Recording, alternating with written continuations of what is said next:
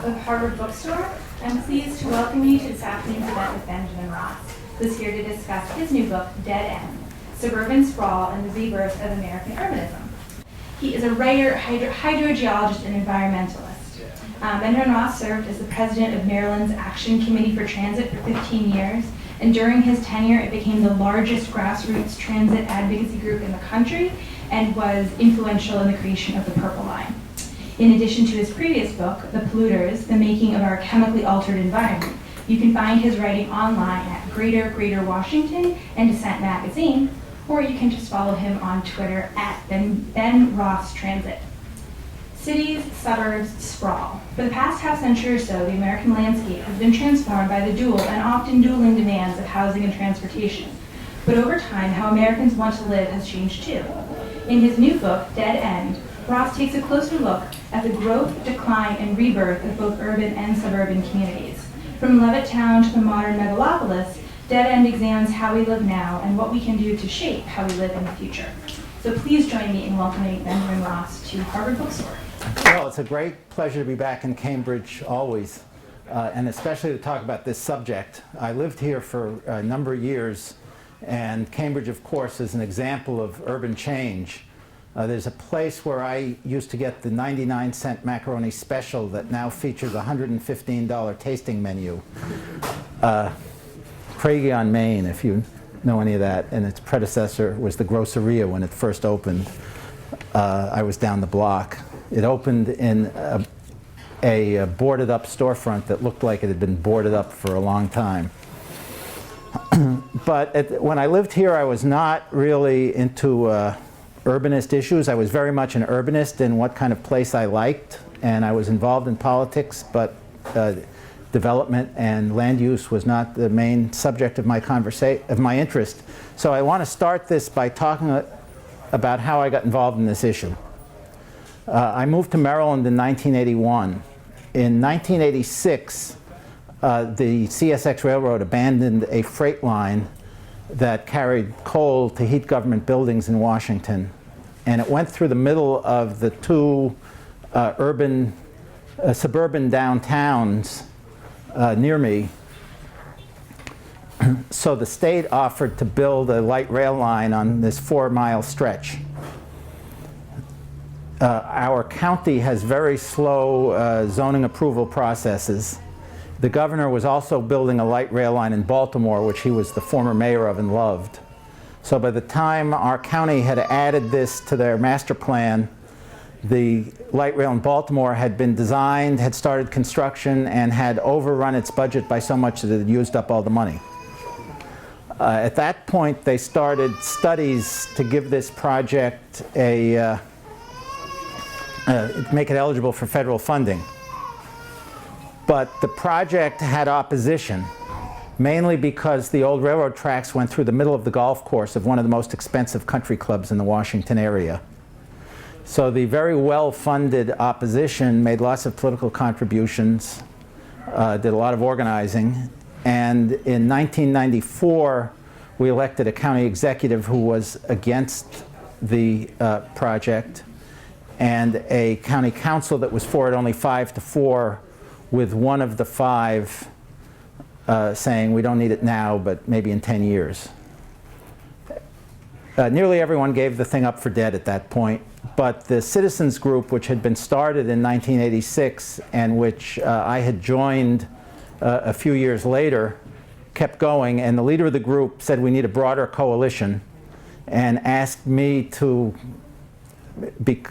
he said the broader coalition will do most of the work now. He asked me to be the president of the citizens group. He said it wasn't going to be much work, right? So we set up this coalition. At first we could get support, only lip service really, from business and labor, who both thought it was dead. The light rail line runs parallel to the Washington Beltway, so we did get support from neighborhood associations along the Beltway, which the state was looking at widening. In 1998, our group went out and we printed up scorecards rating the project rating all the candidates on transit issues, and we passed out 20,000 of them at the metro stations in the county. The new county council supported the project 6-3, with one of the 6 crediting this scorecard with his margin of victory. So the day after they took office, they sent a letter to the state asking the state to resume studies. Well, at this point, everyone else took it much more seriously. Governor Paris Glendening became a great advocate of smart growth, and in 2001, he announced that he was going to build not the original 4-mile line, but a much longer route that incorporated it, 14 miles, that had come out of the studies of widening the Beltway. This route was actually transportation planners' dream, because not only does it go through the middle of the 2 biggest downtown job centers in the Maryland suburbs of Washington, it then goes through the middle of the largest Hispanic community, which is very heavily dependent on bus transit. It then goes right through the middle of the campus of the University of Maryland. It will actually have a stop at the steps of the Student Union. And then it winds up at New Carrollton, which is a stop on the main train line from New York to Washington. Currently, the projected ridership is 74,000 a day, which ranks it way ahead of almost every other comparable project in the country. So once Governor Glendening had announced he was going to build it and the project had such great numbers, we suddenly had a very strong, active, well, not so suddenly, but we had a very strong, active coalition that included business, labor, environmentalists. We had more neighborhood civic associations on our side than against us, and it included minority groups. Now, all my previous political experience said that once all these people are on your side, you've won, it's going to happen. But that's not what happened. It's not what you see in other urbanist things, such as infill development, narrowing streets to make them more pedestrian friendly. And I'm going to come back to that point because it's really what the book is about. But first I'll just tell you a little more about what happened with the Purple Line, as our light rail line was then known. In 2002, we elected a new governor who was against the project. The business people convinced him not to just kill it entirely, but to keep it alive, studying infeasible options, basically spinning wheels. I mean, the main option they looked at was running buses at 50 miles an hour down a 2-lane road in front of an elementary school. So 4 years went by. The governor during that period allowed himself to be quoted in the newspaper saying it will not go through the country club. One of our main efforts starting in the mid-90s had been to make people understand what was going on with this project. The country club, of course, tried to keep itself in the background, so we tried to bring its role out. At one time, I ran into the lobbyist for the country club at a political fundraiser, and he said to me, "You know, my mother really doesn't like what you guys say about me." And I said, "Your mother should love what we say. All we talk about is how highly paid you are." When the governor made this comment about it will not go through the country club, he then created a very strong issue for the 2006 election. And this light rail line was probably the biggest issue in the Washington area in the 2006 election for governor of Maryland. Now Governor O'Malley actually took some courage to take this issue on, because this country club was heavily tied into his fundraising base, but he did. And having done it, he had a great issue, because he had an issue. He was for the 99% against the 1%, and the business organizations were all cheering him on. So he was elected, and the project got going again, still facing a lot of frictional resistance. Last year, the state legislature raised the gasoline tax 20 cents a gallon, with paying for this light rail line one of the main reasons for it. The federal government has just recommended it for $900 million in federal funding. So at this point, we are getting very close, and if all goes well, construction will start next year. But here is something that 15 years ago, certainly 12 years ago, you would have thought by all the normal rules of politics and of political science should have been greased and about to happen. And so I really wondered why that is. And you see the same thing when you talk about infill development and transit-oriented development, which is tremendously popular in the abstract, but extremely difficult to make actually happen. And when it does happen, very often it's very watered down. You know, you get the big apartment building. Sometimes you wind up with the building set back from the street and the stores blocked off. But even if the stores face right on the street, they'll often be facing a wide road instead of a city street. Just go to the West End of Boston, look at Staniford Street, or go to Kendall Square, and you can see that phenomenon. And so the real purpose of my inquiry was to find out why is that so, historically, sociologically. And you hear a lot of explanations. And all of them have some degree of truth. But I don't think any of them really explain the pervasiveness of the problem. One thing you hear is that humans are just naturally resistant to change. And yeah, for sure, there's some of that, but it's clear that humans, when they buy cell phones, are a lot less resistant to change than they are when they approve development projects. Another thing you'll hear is, well, it's the influence of the highway lobby and developer lobbies. And again, these are certainly influential lobbies, but any objective look at it will show you that there's a lot of grassroots resistance too. And when the developer lobby is in favor of a project, it's still often very hard to make it happen. You hear about people are defending their property values by resisting change, and I invite anyone who thinks that to what is probably the most contested master plan fight ever near me, which it was finally approved, and you now have a row of stores next to each other, Tiffany, Gucci, Jimmy Choo, and Louis Vuitton. And nobody thought that that was going to lower their property values. You hear environmentalism, and it's certainly contributed to why people don't want trees cut down. But you see these people fighting to preserve parking lots, and that's not environmentalism.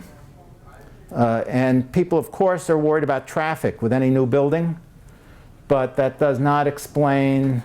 But you'll notice that the people who complain about the traffic the most are often the same ones asking for more parking. So I came to the conclusion that the common thread in all this is something different. I believe that there is a clash between two value systems in this country. Over more than a century, we've built up a value system in which living in a single-family house and moving around by automobile are seen as socially superior to other forms of living. And that has become very ingrained, not only in people's consciousness, but it's built in to the system of governance we have for land use. It's built in to the way we design our roads. And it's very hard to change. Usually this view of focus on social status is a subtext, but now and then it comes out into the open. My county just rewrote its zoning code, and one of the big issues was whether to allow people to grow chickens in their backyards. A woman came to the zoning hearing, and she said that allowing hen houses in backyards would be, quote, a cultural slap in the face at the African American community, unquote. She said, we grew up poor in the South. We had to have a chicken in the backyard to feed our family. We made it. We moved to the suburbs. We moved here to get away from that, and we don't want it. Another place where you can see this is in attitudes towards bicycles on the road. If you look at any statistics, a very large percentage of bicycle commuters are people with low incomes that either can't afford a car or are undocumented and can't get a license. But when people complain about bicyclists, you always hear about the people in spandex. Because the people in spandex are, you know, a challenge to your social rankings. Now there's another layer to this, which is that the economy has changed since the period of the really the 1880s through the 1950s, when this ranking system was built up. We had an economy based on mass production, and since the 60s we've shifted over to an economy that's much more based on branding. You know, people now buy the designer label rather than buying the piece of clothing. And this is reflected in housing too. Neighborhoods have developed brand images, if you think about it. You know, Cambridge has a different brand image from Dover. And what you'll see is that the places with the strongest brand images tend to be the ones that are most resistant to change. Not only that, and let me give you some examples of these brand images. In Chicago and some other cities, not so much around here, they're very into the ethnic brand image of the city neighborhood. They have one neighborhood, Andersonville, which used to be Swedish. It's now the population is about 2% Swedish. It's mostly gentrified, but they're really into their Swedish image. And they have a Midsummer Fest and a St. Lucia Day parade full of drag queens. Another Chicago neighborhood was a Jewish neighborhood 100 years ago, still has a synagogue. But more recently it's become Asian, and they've adopted, and now it's gentrifying at an earlier stage of gentrification, but they've adopted Vietnamese as the local brand. So a sociologist interviewed the rabbi of the synagogue there, and he said, I don't think a kosher restaurant would belong on the street where my synagogue is. It should have Vietnamese stores.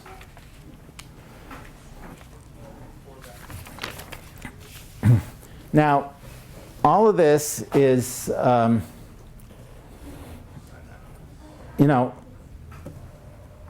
I've been talking about the city part of it, and part of what we need, what's happening now is that there's just a growing demand for living in an urban environment. You see younger people who grew up in a world where everyone had a car. Being poor didn't mean you took the bus. It meant you had to move in a beat-up car because there weren't any buses. And everyone had a front lawn of some kind. They're no longer such status symbols. So people are more and more, the city is gaining in status. On top of that, the commutes have gotten worse and worse. If you're in the outer suburbs, you know, the 60, 80-minute drive to work just becomes intolerable. So there's more and more demand for urban style of living. The demand cannot be filled by the existing supply of urban places to live. So as we see very much in Boston, the prices are skyrocketing. And there are logically two ways to deal with it, and I think we need both. You need more building in the areas that are accessible to transit and walkable, and you need more transit. You need to extend the transit and make more of the suburban style areas walkable. In Boston, actually, it's very fortunate that the old walkable areas of the metropolis, basically everything out to 128 is fairly walkable. So you have much more than just the problem of getting transit out there and building something. But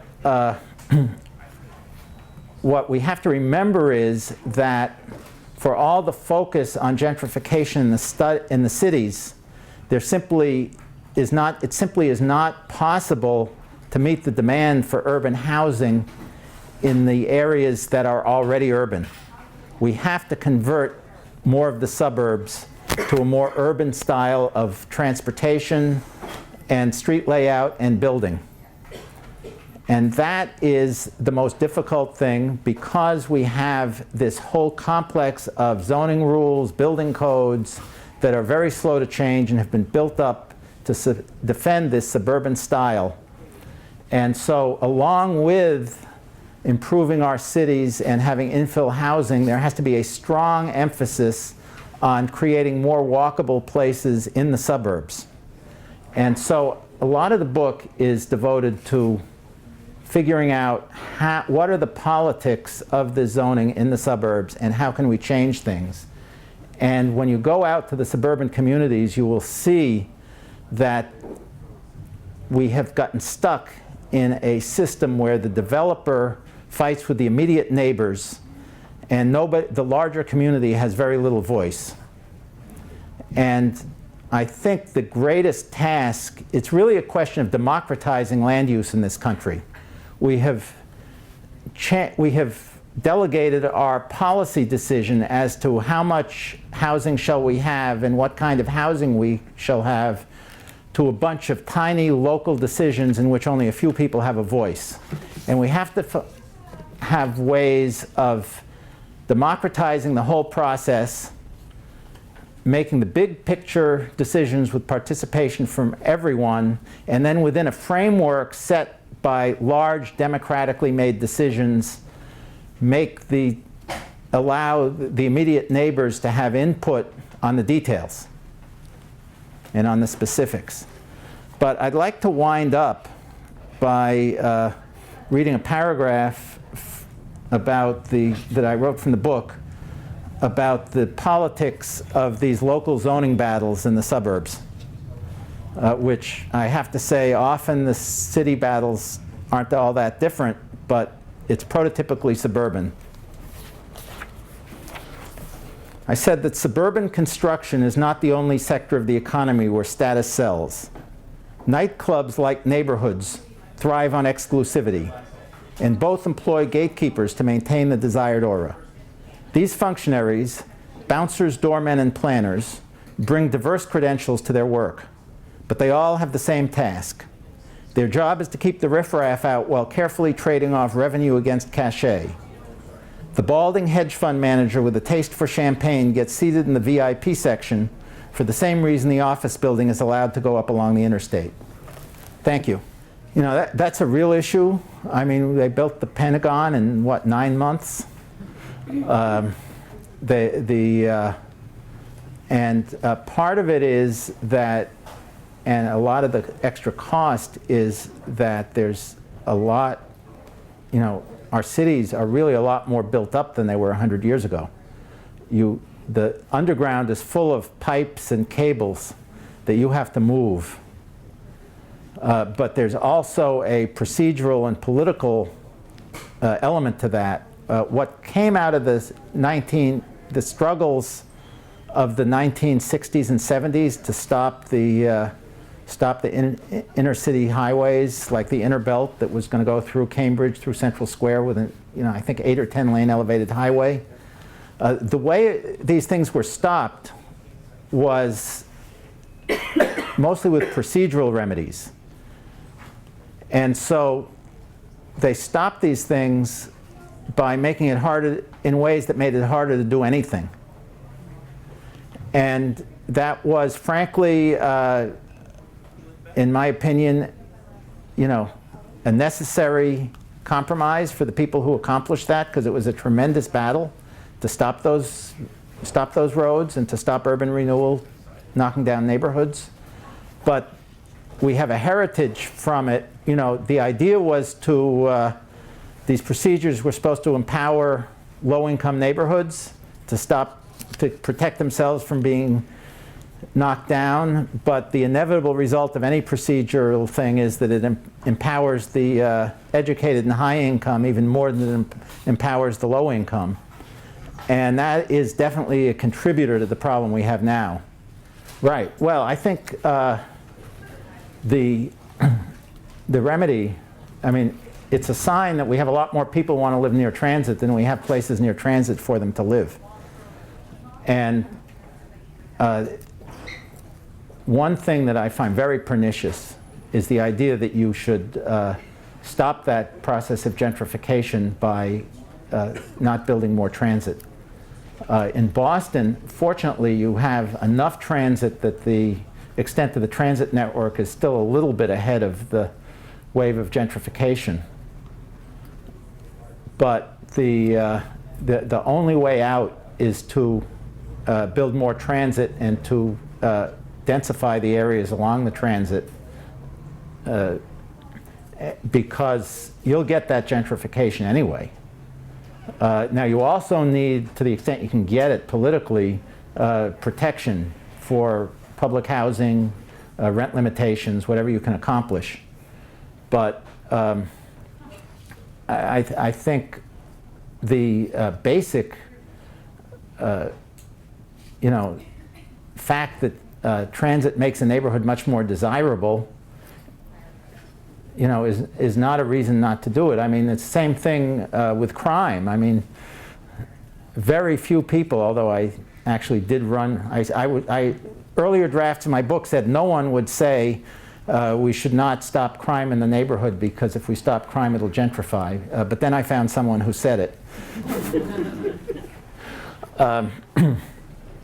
But that's, it's really an argument against improving anything. What we need to have is a better life for everyone. And the most desirable area, I mean, Beacon Hill is never going to be a cheap neighborhood because it's, it has those nice houses and it's really convenient. What we need is to allow the middle class and the less than middle class to live reasonably close in places that have good access to the center and good access around the city, where you don't need a car. Because people are desperate to live in areas where you don't need a car, and there's no way, denying the middle class those neighborhoods to preserve them for the poor is not a fair solution either. Making something like this transit friendly is something that has yet to be figured out. But they keep building them. There's a tremendous change in trend in the cities that have decent transit networks. The center city is now growing faster than the suburbs.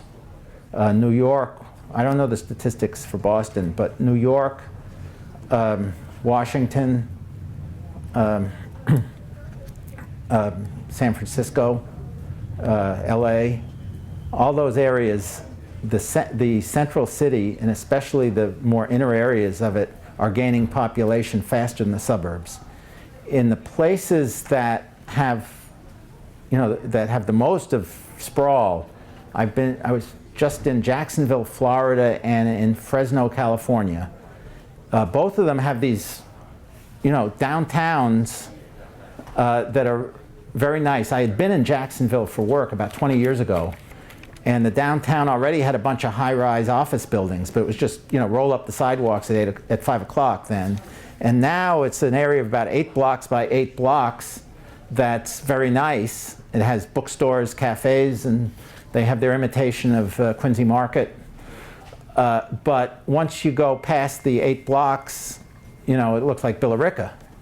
But in these places, they are desperate to build up their downtown because they know that the downtown living, urban living is what people want, and they feel that their city will wither if they're not able to provide the downtown style of living. It's extraordinary. Oklahoma City is another place where there has been a tremendous effort to build up the downtown. So I think where there really aren't many nice walkable neighborhoods near downtown, I think that's where the building on the fringe has resumed the most. Well, as I said, the people, I mean, this sounds very typical, but the people in these disputes, the people who are complaining about that it's going to bring traffic are also very often the same ones demanding more parking. In fact, and this has been tried a little bit in San Francisco, if you really want to prevent gentrification, or limit gentrification, because you can't prevent it entirely, is to allow new buildings with absolutely no off-street parking permitted. And that will knock out the very high end of the spectrum from being interested in it. And it will, so you'll get one level lower moving into the new buildings and then less pressure on the surrounding buildings. And that's an example where people, and if you suggest that to the people that are complaining about the traffic and parking, the traffic that this project is going to bring, in my experience, more often than not, they're going to say, oh, no, not at all. Needs to have lots of parking. And that's an example, really, of where I think that there's more to the opposition than the stated complaints. But remember, the people that are maybe the loudest in opposition might have one view, but there's a lot of people, they're raising those issues because it resonates with a lot of people who aren't against these buildings in principle. And so you have to deal with the substance of the issue. One thing that's done in a lot of places is that they gerrymander the permit parking districts. I know all of Cambridge has permit parking now, right? Pretty much. Yeah. They gerrymander the permit parking districts so that none of the new apartment buildings are in them. That's usual. Some cities even just flat out have rules that say if you're in a building built after a certain year, you're not entitled to a parking permit. I don't know if that's constitutional, but some places do it. Well, that's what they're doing in a lot of places. In Washington, where they're extending the metro to Dulles Airport, and really the importance of it is goes through Tyson's Corner, which is this humongous agglomeration of offices and stores. And I think 1/3 of the cost is being paid by a special tax on commercial land along the right-of-way. And a number of cities are trying that. But it's often a necessary way to fund transit, but I don't think it's realistic to see that as a way to promote development along the transit corridors, because realistically, once you build a good transit line, the demand for the housing is so high that the developer doesn't need any more economic incentive to build.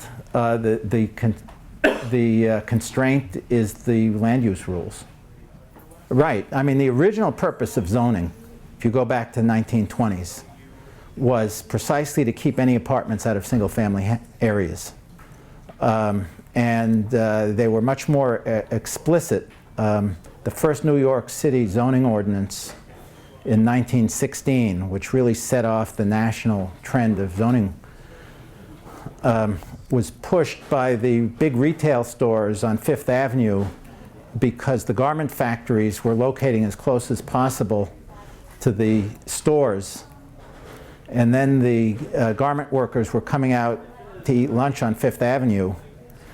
And the store owners didn't want these poor people in front of their stores. And in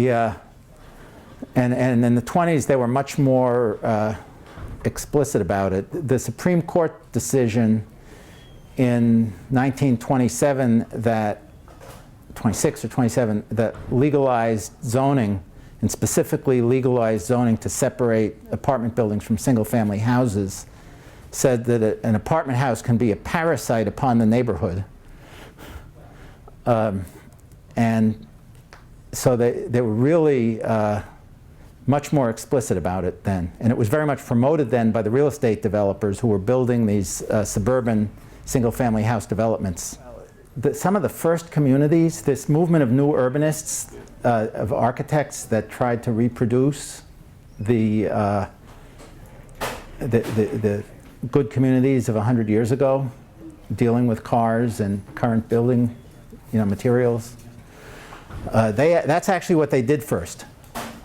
Some of their, because nobody would invest in, there's no way they could get permission to do something so radical in any built-up area. So the first communities were this community of Seaside in Florida and a few others that were basically built in the country. And then once they had sort of demonstrated that it can work and that it was attractive, bigger, and more adventurous real estate developers started putting their money up and going, jumping through all the hoops to build these things in places that were accessible to transit.